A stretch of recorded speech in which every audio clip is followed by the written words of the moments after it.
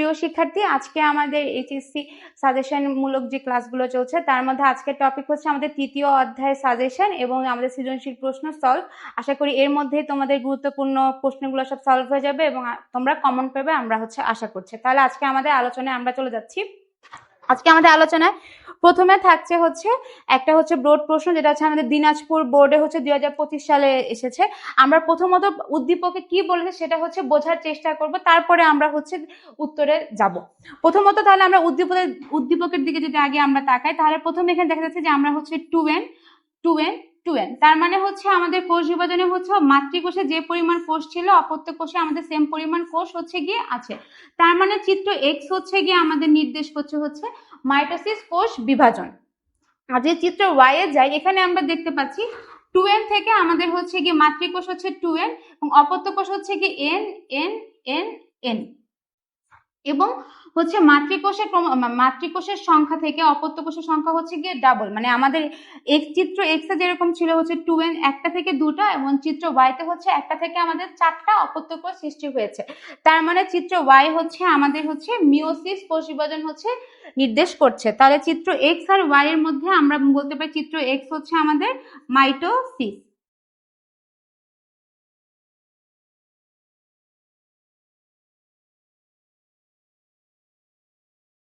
Mitosis বিভাজন এবং চিত্র ওয়াই আমাদের মিওসিস বিভাজন।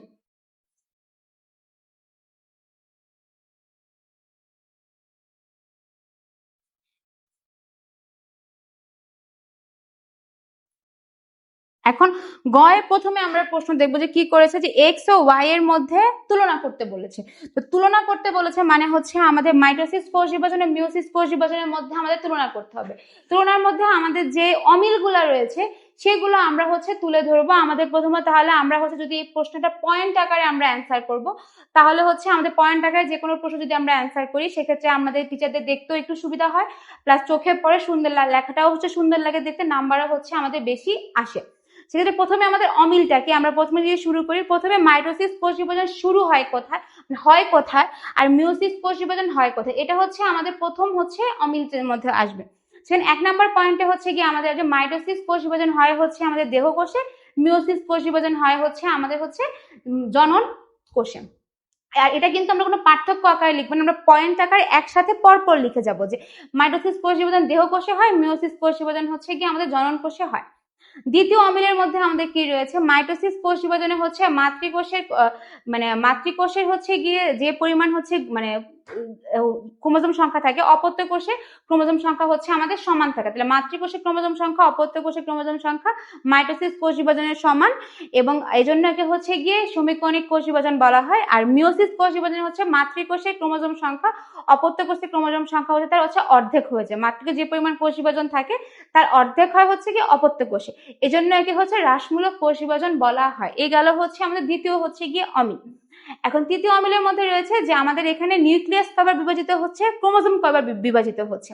নিউক্লিয়াস মাইটোসিস কোষ আমরা বলেছিলাম যে আমাদের যে আলোচনা ছিল আমাদের মানে এই চ্যাপ্টারে, যে মাইটোসিস মানেই 1, মানে মাইটোসিসে নিউক্লিয়াসে একবার বিভাজিত হবে, ক্রোমোজোমে একবার বিভাজিত হবে। আর মিওসিসে গিয়ে নিউক্লিয়াস 2বার বিভাজিত হবে, এবং মাইটোসিস মানে মিওসিস 2 যেটা, সেখানে গিয়ে নিউক্লিয়াস মানে মিওসিসে নিউক্লিয়াস 2বার বিভাজিত হবে এবং ক্রোমোজোম একবার বিভাজিত হবে। এর ফলে ক্রোমোজোম সংখ্যাটা হ্রাস পাবে।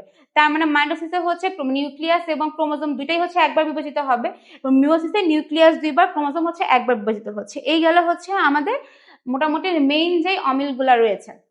আর দ্বিতীয়ত আমাদের মাইটোসিস কোষ বিভাজন আমাদের আমাদের গিয়ে দেহ কোষ, দেহ যদি কোনো ক্ষত স্থান তৈরি হয় সেটা ক্ষতস্থান পূরণে সহায়তা করে, যেটা মিওসিস কোষ বিভাজন ক্ষতস্থান পূরণে সহায়তা করে না।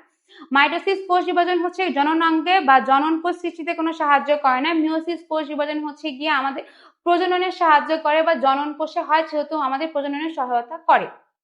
এই আমাদের মোটামুটি ইম্পর্টেন্ট যে অমিলগুলো রয়েছে, তার মধ্যে আমাদের মানে ইম্পর্টেন্ট টপিকগুলো, এগুলো লিখতে মোটামুটি 5টা থেকে 6টা পয়েন্ট যদি আমরা লিখতে পারি তাহলে আমাদের হয়ে যাবে। আর দ্বিতীয়ত আরেকটা বিষয় যে আমাদের মাইটোসিস কোষ বিভাজনে কোনো ক্রসিং ওভার হয় না, মিওসিস কোষ বিভাজনে আমাদের ক্রসিং ওভার হয়, ফলে হচ্ছে গিয়ে শুক্রাণু ডিম্বাণুর মিলনের ফলে হচ্ছে গিয়ে আমাদের মিওসিস কোষ বিভাজনটা কিন্তু হয়। মাইটোসিস কোষ বিভাজনে কোনো শুক্রাণু বা ডিম্বাণুর হচ্ছে মিলনের প্রয়োজন হয় না। এই হচ্ছে 7 থেকে মানে 6 থেকে 7টা পয়েন্ট যদি আমরা সুন্দর করে গুছিয়ে লিখতে পারি, আমরা হচ্ছে 3 3 হচ্ছে এখানে পাবো। দ্বিতীয়ত হচ্ছে আমাদের 4 নাম্বার কোশ্চেনে বলেছে হচ্ছে গিয়ে এক্স বিভাজনটি যদি হচ্ছে নিয়ন্ত্রণ হারায়, এক্স বিভাজনটি হচ্ছে আমাদের মাইটোসিস বিভাজন, নিয়ন্ত্রণ হারালে আমাদের মানব দেহে কি ধরনের প্রভাব পড়তে পারে। এখন এক্স বিভাজন হচ্ছে গিয়ে আমাদের মাইটোসিস কোষ বিভাজন। আমরা সবাই জানি মাইটোসিস কোষ বিভাজন হচ্ছে একটি ধারাবাহিক বা নিয়ন্ত্রিত কোষ বিভাজন। মানে এখানে হচ্ছে একটি মাতৃকোষ থেকে দুইটি মানে অপত্য কোষ সৃষ্টি হবে, 2টি থেকে 4টি, 4টি থেকে 8টি, এরকম একটা সুশৃঙ্খল নিয়ন্ত্রিত কোষ বিভাজন হচ্ছে মাইটোসিস কোষ বিভাজন। আর এই কোষ বিভাজনটাকে হচ্ছে নিয়ন্ত্রণ করে আমাদের দেহে প্রোটিন অণু, মানে কিছু প্রোটিন অণু হচ্ছে আমাদের মাইটোসিস কোষ বিভাজনটাকে নিয়ন্ত্রণ করে। যদি কোনো কারণে এই কোষ বিভাজনটা অনিয়ন্ত্রিত হয়ে পড়ে, মানে 1টা থেকে 2টা না হয়ে 1টা থেকে 4টা, 4টা থেকে 10টা, 10টা থেকে 15টা, এরকম ভাবে যদি আমাদের মানে অনিয়ন্ত্রিত আকারে সিকোয়েন্স অনুযায়ী যদি আমাদের কোষ বিভাজন হতে থাকে, সেক্ষেত্রে হচ্ছে আমাদের বডিতে টিউমারের সৃষ্টি হয়, যা হচ্ছে পরবর্তীতে আমাদের ক্যান্সারের রূপ নিতে পারে। তখন আমরা যেরকম বলতে পারি যে যদি আমরা হচ্ছে বলি যে হিউম্যান প্যাপিলোমা ভাইরাস, যেটা হচ্ছে আমরা জরায়ু মুখের ক্যান্সার বলে থাকি, এটা আমাদের আজকালকার হচ্ছে গিয়ে মোটামুটি মেয়েদের হচ্ছে খুব কমন একটা মানে রোগের মধ্যে একটা হচ্ছে জরায়ু টিউমার। জরায়ু টিউমারটা হচ্ছে হিউম্যান প্যাপিলোমা ভাইরাস, হচ্ছে গিয়ে হিউম্যান প্যাপিলোমা ভাইরাস। এই ভাইরাসটার নামটা যদি আমরা হচ্ছে মনে রাখি, হিউম্যান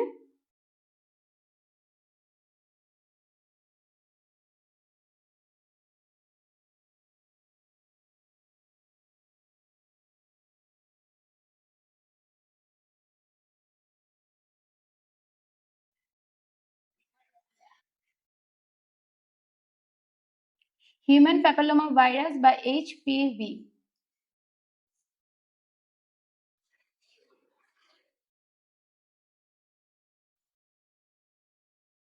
এই এইচপিভি বা হিউম্যান প্যাপিলোমা ভাইরাসে হচ্ছে আমাদের 2টি জিন রয়েছে, যা হচ্ছে E6 ও E7 নামে হচ্ছে পরিচিত।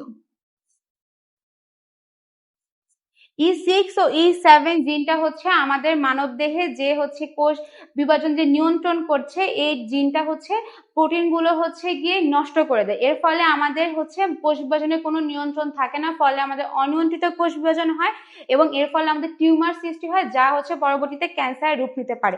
তার মানে হচ্ছে আমাদের এক্স বিভাজন, যা হচ্ছে মাইটোসিস কোষ বিভাজন, তা হচ্ছে অনিয়ন্ত্রিত হয়ে পড়লে আমাদের হচ্ছে গিয়ে আমাদের টিউমার সৃষ্টি হবে, যার পরবর্তীতে হচ্ছে আমাদের ক্যান্সারের রূপ নিতে পারে। এটা আমরা মোটামুটি সুন্দর করে গুছিয়ে লিখবো। প্রথমে আমাদের জ্ঞানে আসবে এক্স কোষ বিভাজনটা কি, মানে এক্স কোষ বিভাজনটা হচ্ছে মাইটোসিস কোষ বিভাজন। দেন দ্বিতীয়ত আমরা বলবো যে এটা হচ্ছে কি সমীকরণিক কোষ বিভাজন কেন বলা হয়, যেটা হচ্ছে মানে নিউক্লিয়াসে একবার ক্রোমোজোম একবার বিভাজিত হয়, অপত্য কোষে ক্রোমোজোম সংখ্যা বা গুণাগুণ মাতৃকোষে ক্রোমোজোম বা গুণাগুণ সংখ্যা সমান হয়। এটুক আমরা হচ্ছে অনুধাবন বা দ্বিতীয় প্যারায় হচ্ছে লিখবো। তৃতীয় প্যারায় গিয়ে আমরা হচ্ছে কি এর যে হচ্ছে ধাপগুলা থাকে বা নিয়ন্ত্রণটা থাকে, যে 1টা থেকে 2টা, 2টা থেকে 3টা হচ্ছে, বা এটা যে নিয়ন্ত্রণটা করে আমাদের প্রোটিন অণু হচ্ছে গিয়ে যদি নিয়ন্ত্রণ হারিয়ে ফেলে, তাহলে আমাদের হচ্ছে কি অনিয়ন্ত্রিত কোষ বিভাজন হবে, সেটা আমরা হচ্ছে বলবো। 4 নাম্বারে গিয়ে হচ্ছে গিয়ে আমরা বলবো যে অনিয়ন্ত্রিত কোষ বিভাজন, যেটা আমাদের হচ্ছে গিয়ে একদম কি বলে প্রয়োগ ঘটানোর পরে আমাদের যে হচ্ছে কি বিশ্লেষণটা আমরা গিয়ে করব, সেই বিশ্লেষণে গিয়ে আমরা হচ্ছে গিয়ে আমরা বলবো যে হচ্ছে যে হিউম্যান প্যাপিলোমা ভাইরাসের আচ্ছা আমরা উদাহরণ দিতে পারি EC7 এর নামে বলবো, যে হচ্ছে আমাদের যে প্রোটিন অণু নিয়ন্ত্রণ করে সেটা হচ্ছে আমাদের ধ্বংস করে দেয়, এর ফলে আমাদের কোষ বিভাজন নিয়ন্ত্রণ হারায়, ফলে আমাদের টিউমার সৃষ্টি হয় এবং পরবর্তীতে ক্যান্সার রূপ নিতে পারে।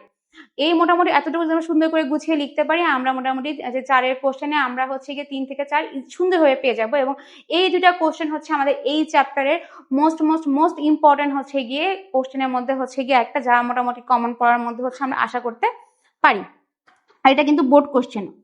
এর পরবর্তীতে আমরা আরেকটা কোশ্চেন দেখবো, যেটা হচ্ছে গিয়ে এই দুটা সৃজনশীল হচ্ছে কোশ্চেনে তোমাদের এই চ্যাপ্টারের জন্য সাজেশন, মানে এই টাইপের কোশ্চেনই তোমাদের হচ্ছে এই চ্যাপ্টার থেকে আসবে। এর বাইরে আসার মতো কোনো কোশ্চেন আসলে এই চ্যাপ্টারে নেই বা তোমাদের লেভেলেও নেই, মানে এসএসসি লেভেলে এর বাইরে কোনো কিছু আসে না বা আজ পর্যন্ত আসেনি। এটা থেকে আশা করি কমন পড়বে ইনশাআল্লাহ। এখন আমরা এখানে কি বলেছে, চিত্র এক্স চিত্র ওয়াই।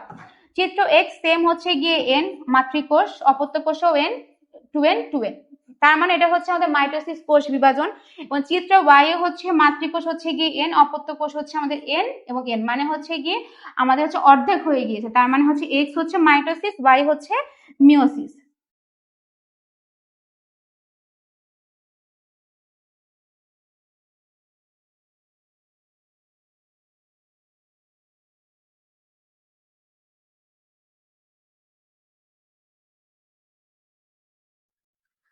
মিওসিস। এখন প্রথমত আমাদের উদ্দীপকটা বুঝতে হবে যে কোশ্চেনটা কি বলছে, কাকে ইন্ডিকেট করে, তাহলে আমাদের কোশ্চেনগুলো খুব সুন্দরভাবে আমরা অ্যান্সার করতে পারবো। গয়ে বলেছে এ কোন বিভাজন প্রক্রিয়া এবং এ কোন বিভাজন প্রক্রিয়া, মানে এটা হচ্ছে গিয়ে আমাদের হচ্ছে এ বি বা এক্স বাই, যেটা হচ্ছে আমাদের বোঝায় কি চিত্র যেটা দেওয়া থাকবে সেটাই আমরা বলবো। মানে প্রথম চিত্রটা হচ্ছে আমাদের কোন কোষ বিভাজন প্রক্রিয়া এবং এর প্রথম, দ্বিতীয়, তৃতীয় ধাপের চিহ্নিত চিত্র সহ ব্যাখ্যা করো। তার মানে এক্স হচ্ছে আমাদের হচ্ছে মাইটোসিস কোষ বিভাজন, এটা তো আমরা জ্ঞানের প্রশ্নে হচ্ছে আমরা খুব সুন্দরভাবে লিখতে পারবো।